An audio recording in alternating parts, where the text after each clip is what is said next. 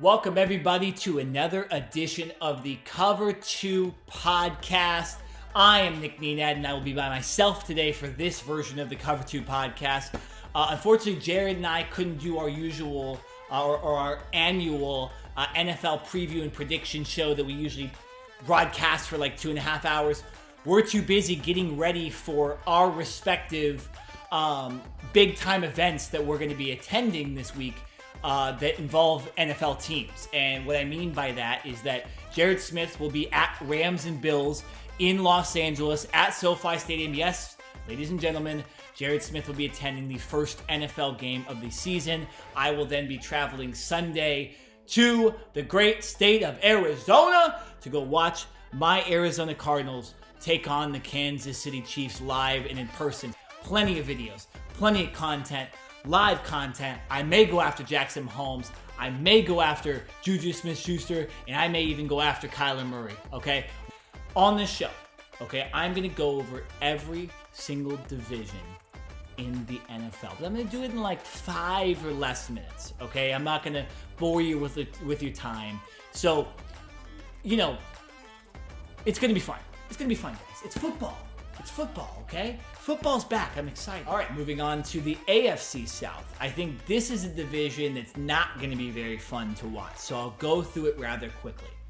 Starting with the bottom half, okay? The Houston Texans, super weird last year, but positive one for Davis Mills and just the overall organization on the field. Off the field, there's still been a lot of controversy with Deshaun Watson, but nonetheless, I think they've moved on from that for now. And I don't think many people are thinking about that with the Houston Texans. Davis Mills, he pulls out 4 wins somehow with that terrible roster. And then, you know, they were pretty close. They were pretty close to winning like 7-8 games. You know, I know there's plenty of teams that get really close and they're not a 7-8 win team. And I think that's what they weren't last year. They were like a 4 or 5 win team. But honestly, I thought that team would win like 1 or 2 games. Pretty impressive, and, you know, it was weird, but I still think this team's really bad. I don't think they'll get much more than 4 wins this season, so they're at the bottom of the barrel in the NFL and in the AFC South. Then you look at the Jacksonville Jaguars, who were, you know, a really bad team again last year, but there was a lot of bullshit that happened with Urban Meyer, and I think you go from one of the most controversial head coaching hires ever in the NFL to one of the best, and that's Doug Peterson. You know, Doug Peterson, He used to be the offensive coordinator for the Kansas City Chiefs. He then moves on and wins a Super Bowl with Nick frickin' Foles. He made Carson Wentz the MVP. Now he takes on Trevor Lawrence and this roster. I love a lot about Jacksonville. I just think the roster isn't good enough. And so I don't think this team has a chance to make the playoffs. But an easy division. If you win 2 games against Houston and you split against Tennessee and Indianapolis, plus not the most difficult schedule overall in the NFL, you never know. This team could get close to like that 9-8 spot and a couple wins here and there. Maybe they sneak into that 7th spot in the playoffs. But again, AFC is really tough, so this team's probably not making the playoffs. But I do really like this team's chances in 2023. Then we move to the top 2 teams in the AFC South. And, you know, this is reminding me a little bit of the NFC East, which I'll get to a little bit later. Unfortunately, like, one of these teams will make the playoffs, but I don't think either of these teams are playoff teams. When you look at Tennessee, their roster's just gotten worse and worse, and people kind of know what the Tennessee Titans are about, and essentially they're the Tennessee Derrick Henrys. Like, that's all this team really is.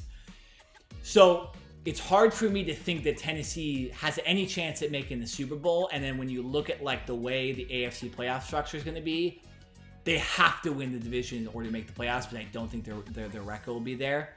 And honestly, I think unless they play Malik Willis this season, I don't think this team has a chance to win the AFC South, and I don't think this team has a chance to win to make the playoffs, barring injury to Matt Ryan in Indianapolis. So I think it's all about Malik Willis this year. He showed great promise in the preseason, and I'm going to be excited when he plays to see that dynamic and that option offense with Derrick Henry.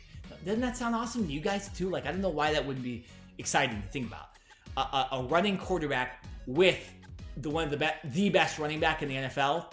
Who doesn't want to see that? Let's put Malik Willis in there. Then we'll talk about the Tennessee Titans being a legit threat. And then you look at the Indianapolis Colts.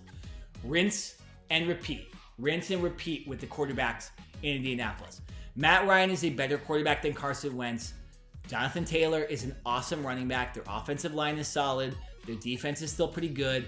But I can't imagine this team does anything in the playoffs when they get there or if they get there. Again, if Matt Ryan's healthy and Jonathan Taylor's healthy, I do think that this team will make the playoffs only because they're in the AFC South, okay? And I don't think they have much chance. Solid team. I hope Matty Ice, who is a former MVP, who did essentially win a Super Bowl if it weren't for Kyle Shanahan's coaching decisions against the Patriots. He can do it, so I'm not saying it's out of the question, but I don't see much from this team. I see 11 wins at most, if that.